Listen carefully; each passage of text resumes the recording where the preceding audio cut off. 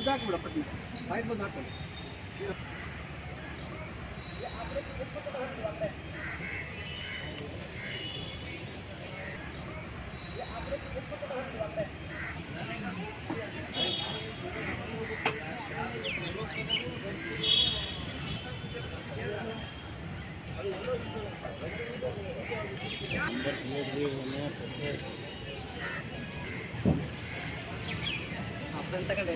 ಸುಮಾರು ದಿನಗಳಿಂದ ನಮ್ಮ ಕೆಂಡ್ಯ ಹಾಗೂ ಅರ್ಗ ಈ ಕಡೆ ಗ್ರಾಮದಿಂದ ಸುಮಾರು ನಮ್ಮ ದನಕರುಗಳು ಕಾಣೆಯಾಗ್ತಾ ಇದ್ದವು.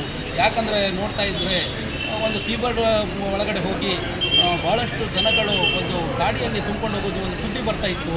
ಆ ದೂರನ್ನು ಕೇಳಿದಾಗ ನಾನು ಪ್ರತಿ ದಿವಸ ಅದರ ಬಗ್ಗೆ ಸ್ವಲ್ಪ ಹಿಂಬಾಲಿಸಿದೆ. ಆದರೆ ಇವತ್ತು ಅದು ಕಣ್ಣಾರೆ ನೋಡಿ ಇವತ್ತು ನಾವು ಆ ಗಾಡಿಯನ್ನು ಇವತ್ತು ನಾವು ಗೇಟಿನ ಮುಂದೆ ನಾನು ಹಿಡಿದು ಅದನ್ನು ಪೊಲೀಸಿಗೆ ಈಗಾಗಲೇ ಒಪ್ಪಿಸಿದ್ದೇವೆ. ಅದನ್ನು ಈಗಾಗಲೇ ಅವರ ಮೇಲೆ ಶಿಕ್ಷೆ ಆಗಬೇಕು. ಮುಂದಿನ ದಿನಗಳಲ್ಲಿ ಇಂಥ ಒಂದು ಘಟನೆ ಆಗಬಾರ್ದು. ಯಾಕಂದರೆ ಇದನ್ನು ಮೊದಲು ಯಾವತ್ತಾದರೂ ಒಂದು ದನಕರುಗಳು ಇಲ್ಲಿಂದ ತಗೊಂಡೋಗ್ಬೇಕಾದ್ರೆ ಗ್ರಾಮದ ಒಂದು ಗ್ರಾಮ ಪಂಚಾಯಿತಿಗಳು ಕೂಡ ಇದ್ದಾವೆ. ಅದಕ್ಕೆ ಇನ್ಫಾರ್ಮೇಷನನ್ನು ಕೊಡಬೇಕು.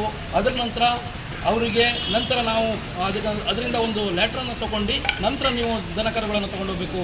ಹಾಗಾಗಿ ಈ ದನಕರುಗಳನ್ನು ಈಗಾಗಲೇ ನಾವು ಈಗ ಹಿಡಿದು ಪೊಲೀಸರಿಗೆ ಒಪ್ಪಿಸಿದ್ದೇವೆ. ಆ ದನಕರುಗಳನ್ನು ನಮ್ಮ ಕಾರವಾರದ ಗೋಶಾಲೆಗೆ ಒಪ್ಪಿಸಬೇಕು.